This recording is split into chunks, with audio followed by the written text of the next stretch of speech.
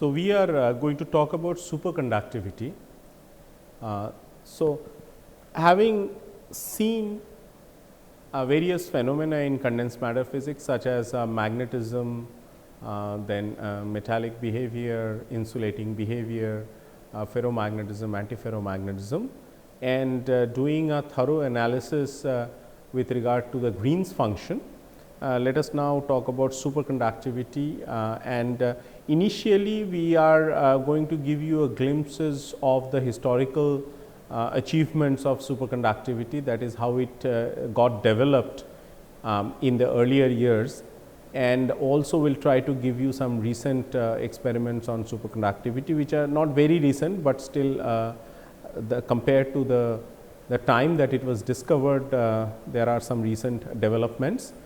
And then we will talk about the most important thing, which is called as a BCS theory, the microscopic theory about superconductivity.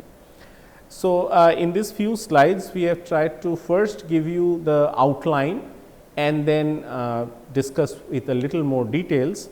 And let us look at the periodic table and which are the superconductors, or which form or which has this phenomenon of superconductivity, which is vanishing of electrical resistance below a certain temperature, certain characteristic temperature, which is a characteristics to that particular system.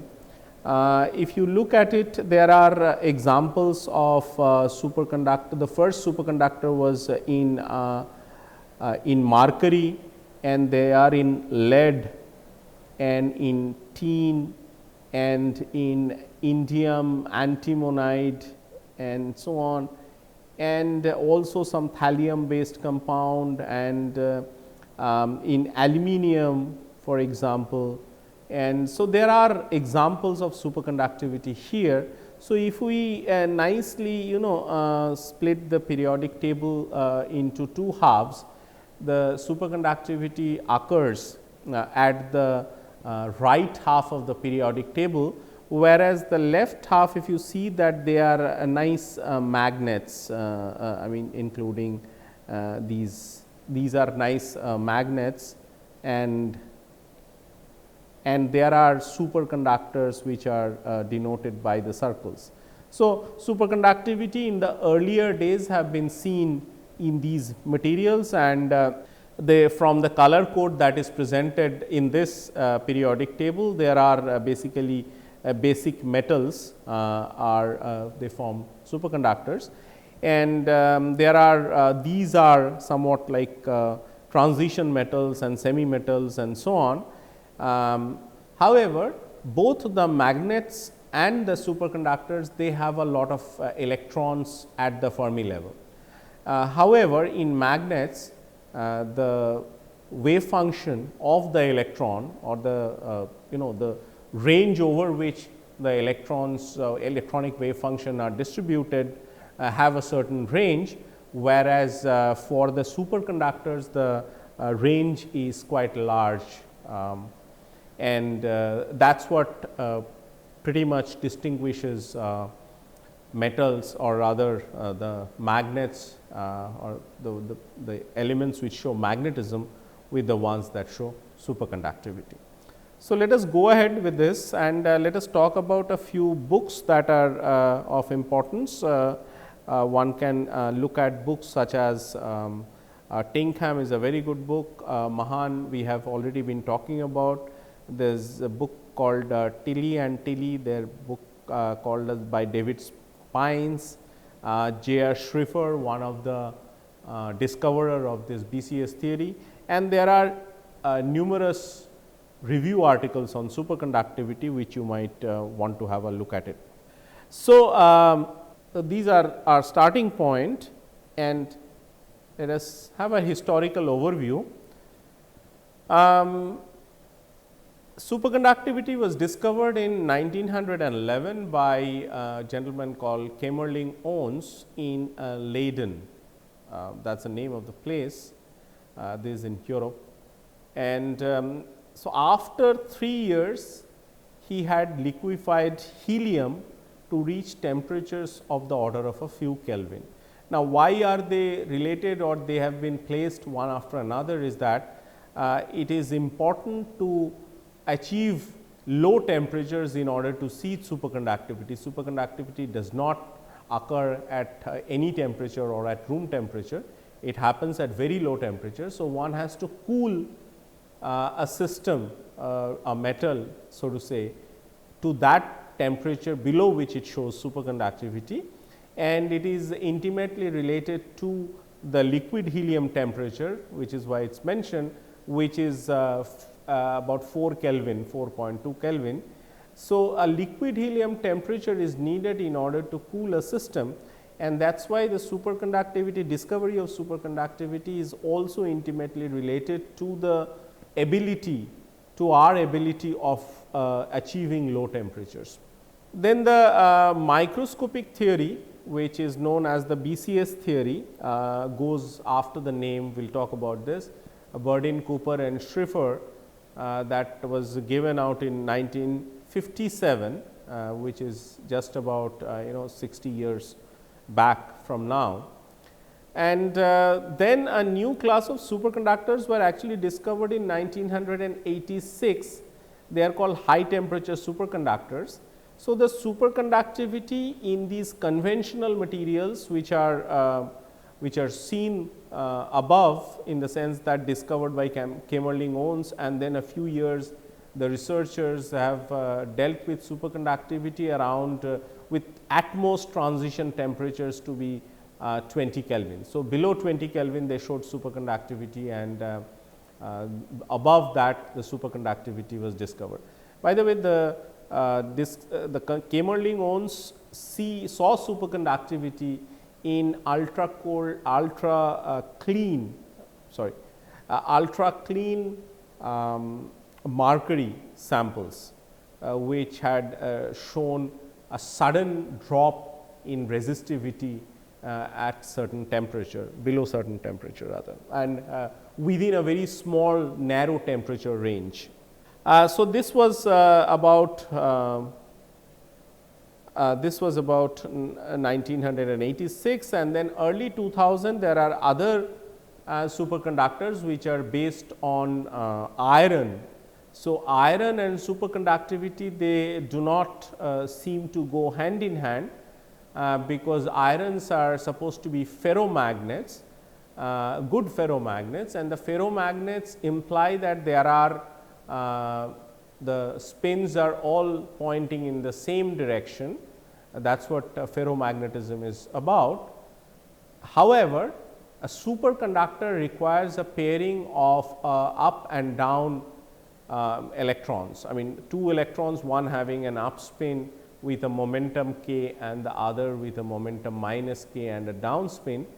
So, apparently there is an ambiguity, but there are instances and experimental evidences of iron based superconductors. So, what Kamerlingh-Onnes did is that while he was doing an experiment with ultra clean mercury and then subsequently with lead and tin, we have shown in the periodic table that there are lead and tin etcetera showing superconductivity. So, the electrical resistance that disappeared completely in a very small range of temperature. We have some supporting figures for that, you will see, and that particular temperature below which the resistivity vanishes is a characteristic of that particular material, and the complete disappearance of the resistance is demonstrated by the existence of persistent currents that flow in superconducting rings without any decay for a year. And in fact, the nuclear resonance experiments have predicted that they would only be decaying in a time scale of 10 to the power 5 years, which is, this is like 10 to the power 5 years, and that is why they are called as perfect conductivity. Now, this word also has to be taken with caution, because very good metals have perfect conductivity, or rather infinite conductivity as T goes to 0, the temperature goes to 0.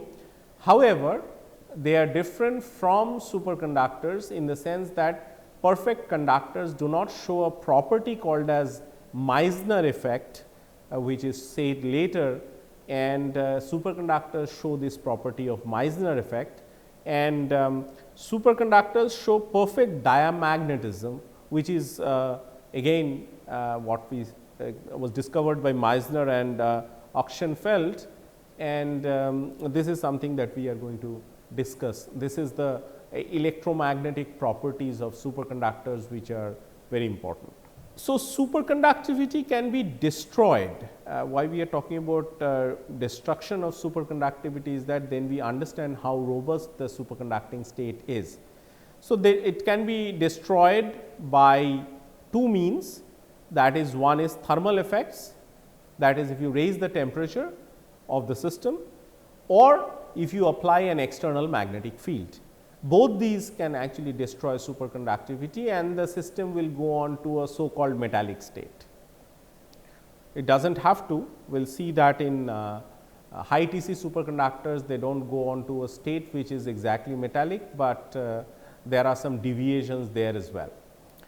In any case, so there is a critical temperature and a critical magnetic field that exist below which the superconductivity is robust, and above which superconductivity vanishes, which means that we have a metallic state that emerges beyond that. So, once superconductivity is destroyed, there is a emergence of a metallic state. So, we are going to be concerned about mainly two aspects of superconductivity, and one of them being the electromagnetic response, as we have just said, which takes care of the Meissner Oxenfeld effects and so on. And this was discovered by, or rather they are described by London equations. We will give us a small overview now, and then we will do it later in an elaborate fashion. And then also we would be concerned about the microscopic theory of superconductivity, which is known as BCS theory. And you will see that how it was actually Cooper's problem, it is called Cooper instability.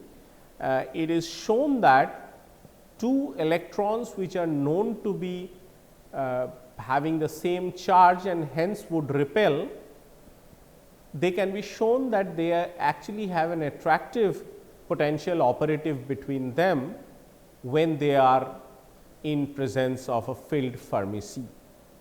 Okay. And this attractive interaction is mediated via phonons. So, also we may talk on the phenomenological theory of superconductivity, which are known as Ginzburg-Landau theory. So, these phenomenological theories in general are very good starting points when microscopic theories are unavailable, and they provided you take into account the correct symmetries of the problem, and you know that how a system loses superconductivity, then you can write down a free energy function and in terms of some wave functions, or rather some order parameters, which are going to give you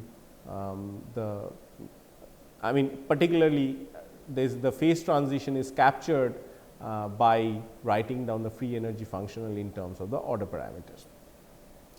So, a very brief description is first presented about each one of them, and then we will go on for a little elaborate discussion. So, to start with, it was we said that it is electrodynamics. So, these were by two brothers F and H London, F London and H London in 1935. So, they actually wrote down equations where the electric field and the magnetic field variations inside a superconductor can be described in terms of the number density of the superconducting electrons or the supercurrent density. So, it is important to say that normal current does not flow through a superconductor. because of this superconductors being perfect diamagnets, the normal currents will be killed and they cannot penetrate into the superconducting sample, whereas the super currents, what we actually mean by super currents will be explained later, they can be they can propagate, or rather they flow in the superconducting sample. And it nicely yields, starting from these equations which are nothing but some variations of the Maxwell's equations of electrodynamics, one can get diamagnetism from and hence Meissner effect. This is what we have talked about. Then we have this microscopic theory that should come into the discussion, which was again put forward in 1957 by three people called Burdeen, Cooper and Schrieffer, and the superconductor. So, it will show that how the energy gap in a superconductor varies with temperature. So, what we mean by an energy gap is that there is a ground state and there is a there is an excited state where superconductivity is basically destroyed. So, when the system is in the superconducting state, the ground state becomes occupied by all these pairs of electrons. So, they form pairs which are actually pairs of up and down electrons, and then there are many of these pairs that are present, and the ground state is actually a many body ground state of all these pairs. So, there are soups of pairs, and in order to break a pair, we can populate this the first available excited energy level by breaking the pair, and that breaking can be done, as we have said, either by applying temperature or by the magnetic field. So, how do these electrons have attractive interactions? We have already said that, uttered that the interaction is mediated via phonons, they can still have attractive interaction. And these BCS theories, they properly explain the thermodynamics and the transport properties, such as the vanishing of resistivity below a certain critical temperature. And then the Ginzburg-Landau theory, as we told, it is a phenomenological theory. It does not have any microscopic basis, and it was put forward ahead of BCS theory when BCS theory was unavailable. And what it did is that it wrote down the free energy functional in terms of powers of the order parameter, or basically the complex wave functions that describe a transition from one state to another. So, it concentrates on the superconducting electrons and not on its excitations. It is based on the Landau's general theory of second order phase transition, that is why this name Ginzburg-Landau has come in. And in terms of free energy so free energy is a functional of the order parameter. So, one has to identify the order parameter and know that how it vanishes at the phase transition, then one can write down a free energy functional and do calculations of say electrodynamics, and it also very importantly introduces two length scales of the problem that distinguishes type 1 and type 2 superconductors. We will see what are type 1 and type 2 superconductors. So, broadly all these conventional superconductors which were discovered before 1986, they all can be plugged into one or the other type of superconductors. And so, let us go to slightly more elaborate discussion of superconductivity. So, it is this gentleman which we said H. Kamerlingh-Onnes, and he was working with very clean, absolutely clean mercury, and he found that the resistivity above 4.2 Kelvin, it has a linear behavior here, and suddenly in the vicinity of 4.2 Kelvin, in fact within a temperature range that is very narrow, it is of the order of 10 to the power minus 5 Kelvin. It does not show it that way, but it is true that there are so this fall off is extremely sharp, and so below 4.2 Kelvin the resistivity becomes so small, almost negligible. So, of the order of 10 to the power minus 5 ohm. So, the left of this transition is called as a zero resistance state, and this is a Marcori, the plot is that of a Marcori showing transition, Tc being which is the temperature that demarcates a metallic regime and a zero state regime, is that temperature is 4.2 Kelvin.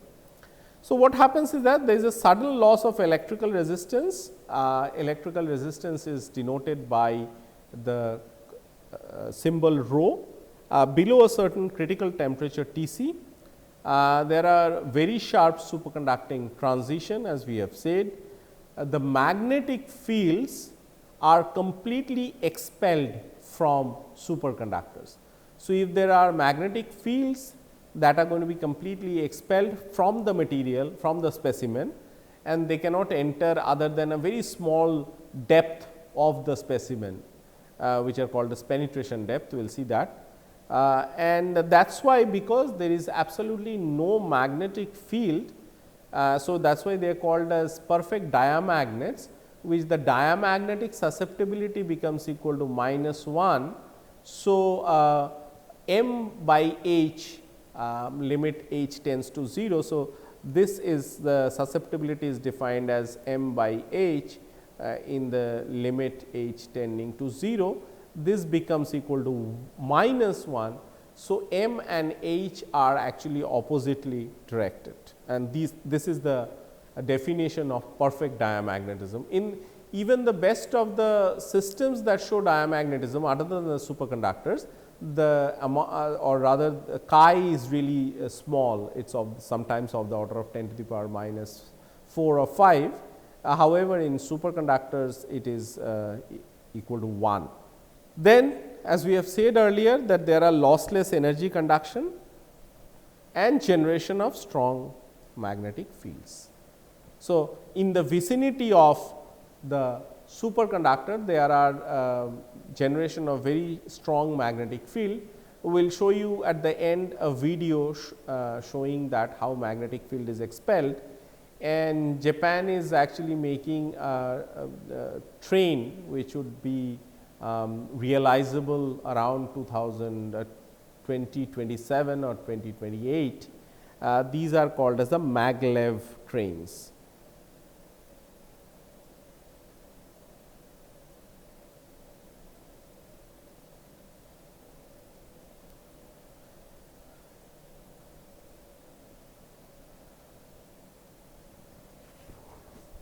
And this maglevs is the short form of magnetically levitated. So, let us see that what happens for a good metal and a superconductor. In a good metal, the resistivity decreases, and as t goes to 0, it takes it gives you a value which is finite. So, this is r equal to r not equal to 0. Whereas, for a superconductor it decreases and then it suddenly drops to 0 at a temperature which is equal to T equal to Tc. So, that is the basic difference between good metal and a superconductor. So, there are several things that one had to take care of in experiments, and so Kamerlingh-Onnes felt that the cold wires resistance also would dissipate. So, this suggested that he would there would be a steady decrease in electrical resistance, allowing for better conduction of electricity. Okay. And then Onnes passed a current through a very pure Marcori wire and measured the resistance as he steadily lowered the temperature, and that is how the experiment went off. Much to his surprise, he saw that there was no resistance at 4.2 Kelvin, implying extremely good conduction of electricity, and this is the discovery of superconductivity. So, the question is, why is resistance 0 in a superconductor? electrical resistance is caused by electrons that lose energy by scattering between or with each other. So, there are new channels in which the energy can be dissipated that opens up, and because of this scattering between electrons, the energy dissipates. The electron pairs are all in their ground state and hence cannot lose energy. For superconductors, the electron pairs they form pairs and they go into the ground state. So, there is no way that they can lose energy. So, the superconductivity is a phenomenon of the ground state. However, the need to acquire at least a kinetic energy equal to the energy gap to lose energy by breaking a pair.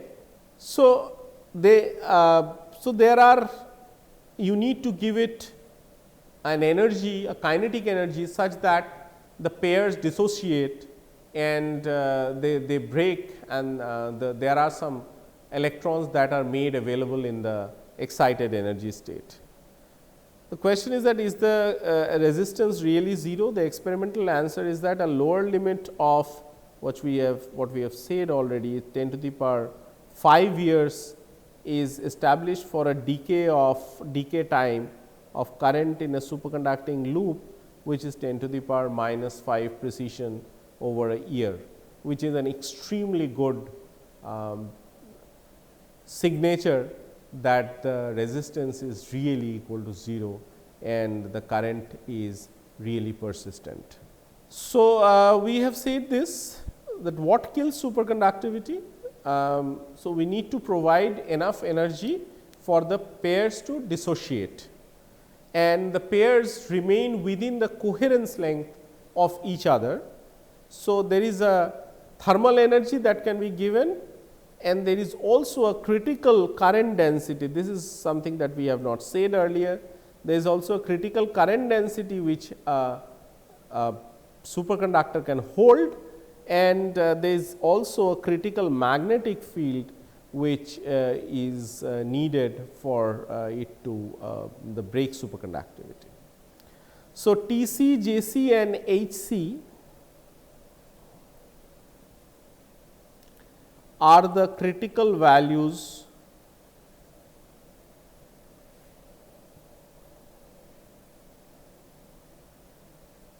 demarcating a superconducting state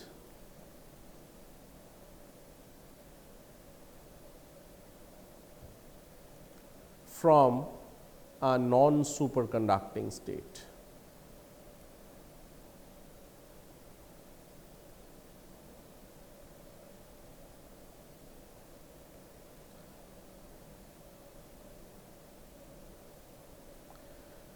So, that the question is that what drives superconductivity, what causes a superconducting transition. So, the density of states at the Fermi level, call it DEF or NEF depending on which book you are following. So, the density of states at the Fermi level plays a critical role. These are the most unstable electrons in a solid, unstable because they can actually cross the barrier and go on to energy levels that are available to them, whereas the ones that are actually much farther away from the Fermi energy are very robust, they do not make any transition. So, these unstable electrons, they can easily rearrange themselves to lower their kinetic lower their energies. So, electrons near the Fermi level are able to lower their energy when the superconducting gap opens up. So, these electrons in the vicinity of this thing can actually lower their energies, and so this is like acting like a refrigeration, because so when there is a superconducting gap that opens up. So, what we are trying to say is that it is only the electrons in the vicinity of this can move into the gap, and the other electrons they do not make any transition and make any attempt to go and occupy other energy levels. That is, there is a selective cooling, which are the most energetic electrons that are near the Fermi surface, and these electrons are actually going into states which are occupied, and thereby causing cooling to the rest of the system.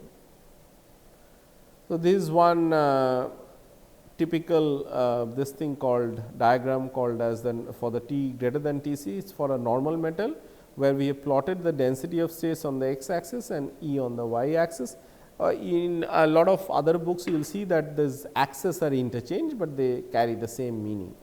And for a superconductor, there is a Fermi energy, at the Fermi energy there is a gap that opens up, and that gap has to be accessed, or rather it has to be overcome in order to have the electrons going into the normal state, or rather the superconductivity is destroyed.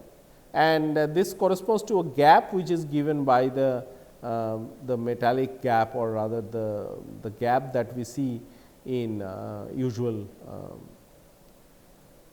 cases. So, this is the gap energy, and we need to get over the gap energy, or rather supply larger energies than the gap energy in order to destroy superconductivity. So, each electron gains delta and a pair gains 2 delta, and so the number of electrons that are involved in this process is half of E g, because this is for the twice of the gap, and then multiplied by the density of states at the Fermi level. So, these are the number of electrons that are available for causing superconductivity in a sample. So, what are the experiments which see superconductivity, or sort of make inferences about superconductivity? They are infrared absorption, which does the measurement of the energy gap. They are tunneling, which do the measurement of the superconducting density of states, and show these that a superconductor has a gap that appears at the Fermi level.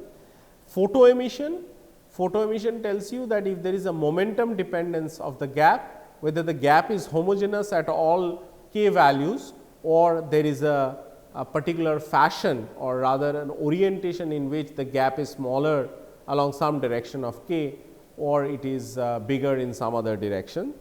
NMR it probes short pairs. So, usually these pairs are defined by a coherence length, which is basically the resulting the size of the resulting wave function, and there are also smaller pairs. In fact, this high T c superconductivity is caused by, or it is believed to be caused by, shorter pairs. So, NMR probes this existence of shorter pairs, and of course, XRD, which is X-ray diffraction, it does the crystal structure determination of all materials including the superconductor. So, we will see this magnetic levitation in a video that we have said, and this is one of the properties. Now, how does the magnet levitate in presence of a superconducting sample? Because there is a very large magnetic field density in the vicinity of the superconducting sample. That is because the magnetic flux is very large in the vicinity, because all the magnetic field lines are pushed out of the superconductor and they bunch together, so much so the magnetic energy is able to lift the weight of such a disk or a ring.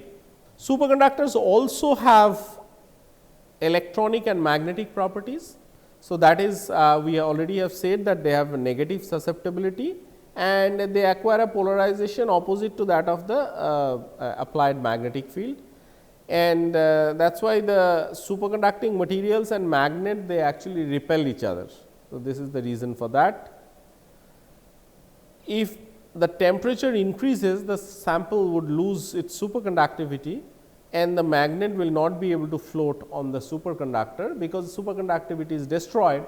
So, the Meissner effect goes along with that. So, there will be no more exclusion of the flux, and so the magnetic energies go away, which used to support the weight of the ring.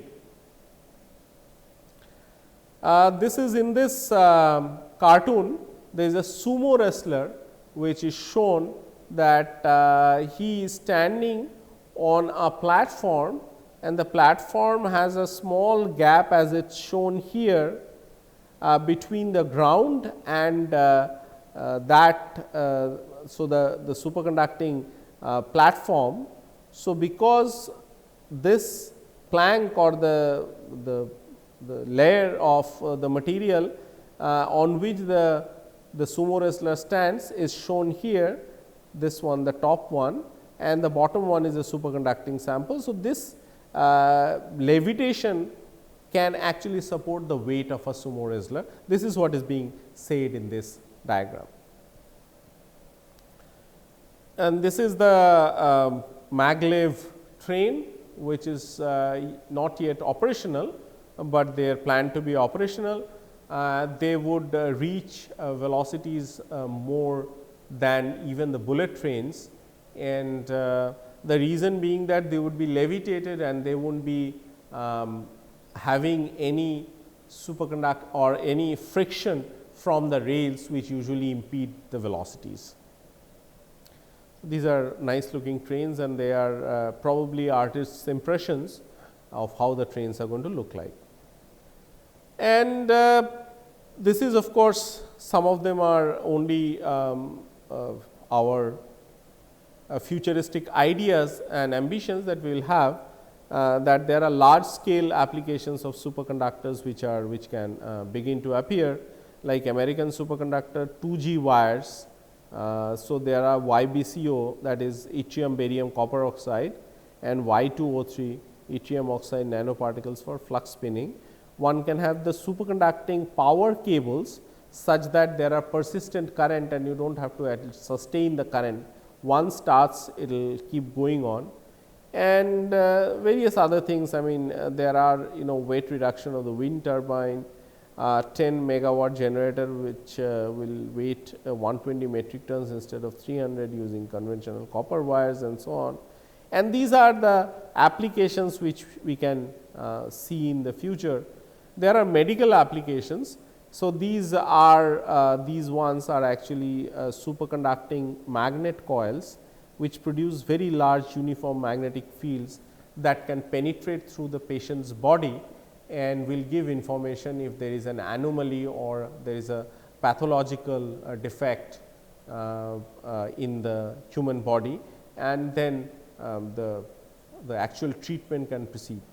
A lot of medical diagnostics are now dependent on MRI, doing MRI, and so they crucially have a lot of applications in the medical sector.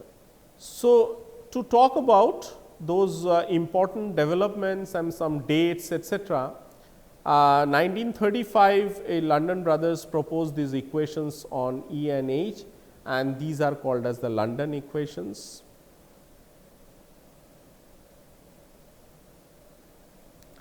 In 1950, Ginzburg and Landau proposed a phenomenological called as the Ginzburg-Landau theory.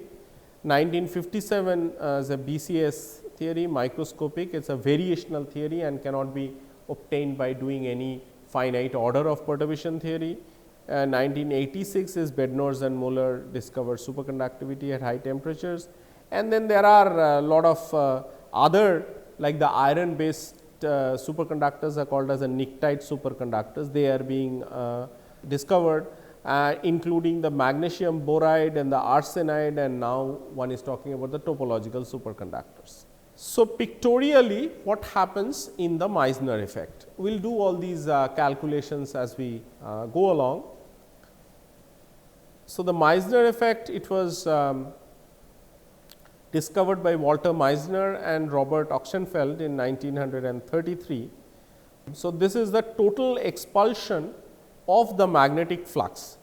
So, that is why the superconductors are called as the perfect diamagnets. Applying a magnetic field to the superconductor by replacing the magnet above it creates a surface current that produces a magnetic field to perfectly counter the applied field. So, this is T greater than T c, so the magnetic fields penetrate. As T is lowered below T c, it becomes this blue ball becomes superconducting, and this it starts repelling the magnetic fields, and now you see that in this region there is a large flux of the magnetic fields because it is bending around the obstacle. And this as it says that what happens is that it creates some surface currents, and the surface currents produce a magnetic field in a direction that exactly cancels the applied field. So, let us have a distinction between the perfect conductor and the superconductor. So, this is a superconductor. So, it is a superconductor or rather let us start with 1. So, it is a conductor, upon cooling it becomes a superconductor. If you switch on the magnetic field, the magnetic fields get expelled, and these are called Meissner effect. And the magnetic field if you so if we relax, that is if we raise the temperature. So, this is raising temperature. So, superconductivity is destroyed and the flux lines will penetrate. Now, what happens for an ideal conductor? If it is an ideal conductor, the magnetic field is on. So, it is cooled, the magnetic field is on, the magnetic field is off, the flux lines completely vanish, and if it is put in a magnetic field, then the magnetic field will penetrate. If you cool, the magnetic fields will still penetrate, and when we switch off the magnetic field, then for an ideal conductor we will have the these things will make circles, the magnetic field lines will make circles, whereas this step is different than what we have for superconductors. So, superconductors it completely so if we switch off the magnetic field, then we do not have such trapping of the flux lines, and that distinguishes a superconductor from an ideal conductor.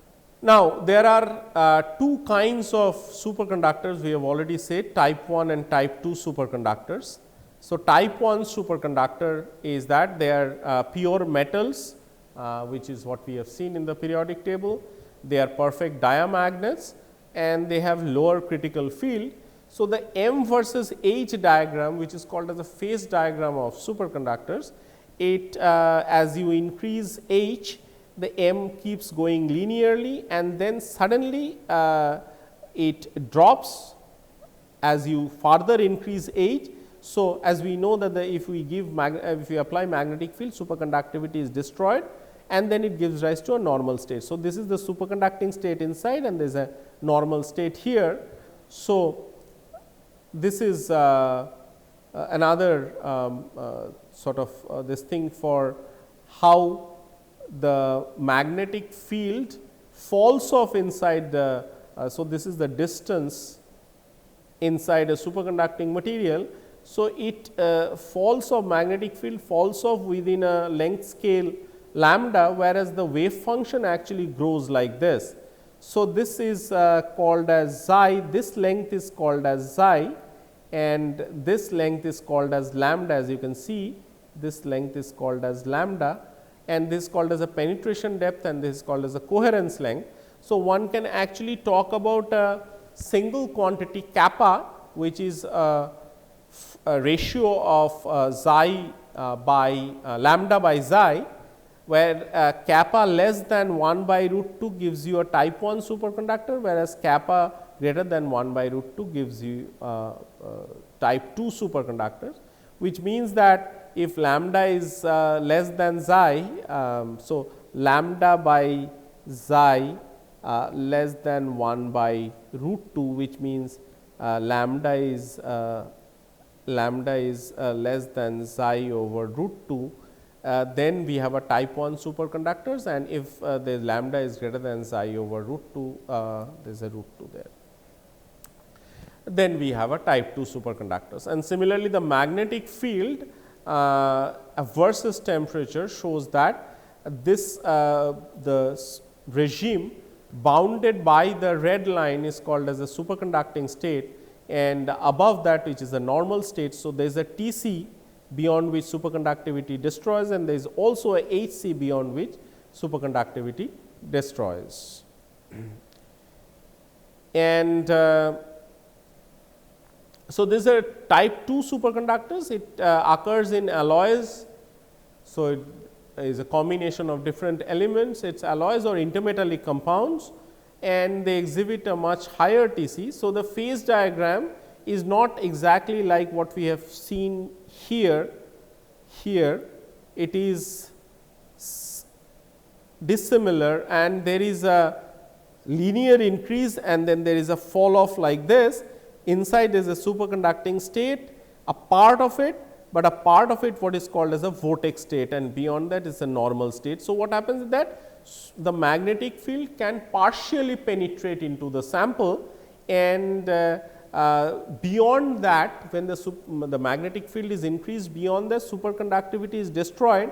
However, the magnetic flux lines that get trapped, and this trapping also happens in some nice regular ordering, and in particular it happens in form of a hexagonal lattice which is called as the Abrikosov lattice. So, this is the lambda and this is the xi, and now you see that it penetrates much larger into the superconducting sample. So, this d is the distance inside the superconducting sample, whereas the wave function of the electrons are smaller. And this is a typical diagram showing that there are superconducting rings, these are superconducting rings, and there is a magnetic field lines that are applied, and so the current supercurrent goes in these superconducting rings, or in a ring fashion the current actually circulates in about the magnetic field lines, and these are the experiments demonstrating persistent current.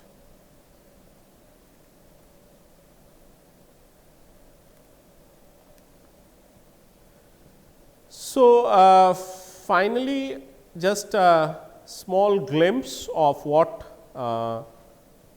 came from Burdeen, Cooper and Schiffer. So, these are the photographs of them, and this explains superconductivity at low temperature for all conventional metals, and it was started with Cooper's work.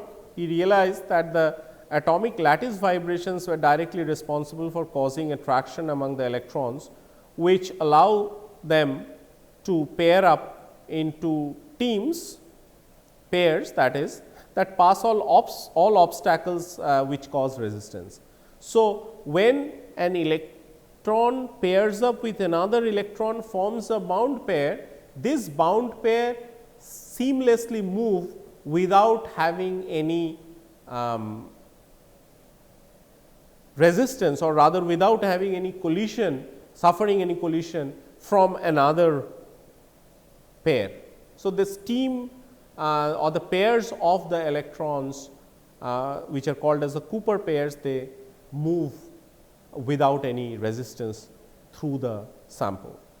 The features of BCS theory: the first, microscopic theory, it works well for low temperature superconductors. It is variational and non-perturbative, we will say all that. So, no small expansion parameter. The superconducting gap is non-perturbative. The predicts TC for materials under 20 Kelvin. The phonons are essential components of the theory. London's electrodynamics is explained. Meissner effect is included at the linear response level. So, there is a tremendous success including all these things. Just to make the discussion, ongoing discussion, a little more interesting, there is an analogy of dancing room scenario that was given by Schiffer, that there are these males and females pairs that are dancing on a dancing floor, and they are completely unmindful of another, and they keep dancing without suffering any collision from each other. So, there are a large number of them, and they can they pass on without suffering any collision between each other. The superconducting ground state is exactly like that.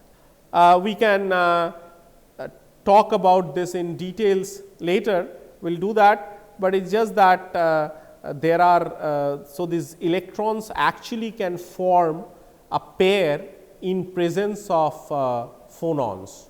That is what is said here. We will come to this.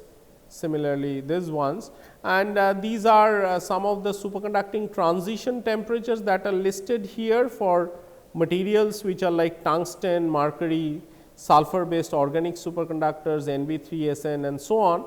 So, you see that suddenly from 23 to 40 there is a large jump, and from of course 40 to 92 there are large jumps and so on. So, this is that these are these high TC.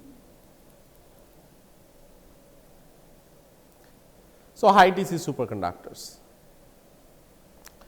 This is how the transition temperature has increased since 1908. It was going fine till about 1986. This is when 1986 is, then it shot up and went all the way up to 164 Kelvin. So, there are arsenides which are discovered around this time. These are the people who discovered this Bednorz and Muller, these high TC superconductors. They actually got a Nobel Prize in 1987, and there are still no theory because of a number of reasons.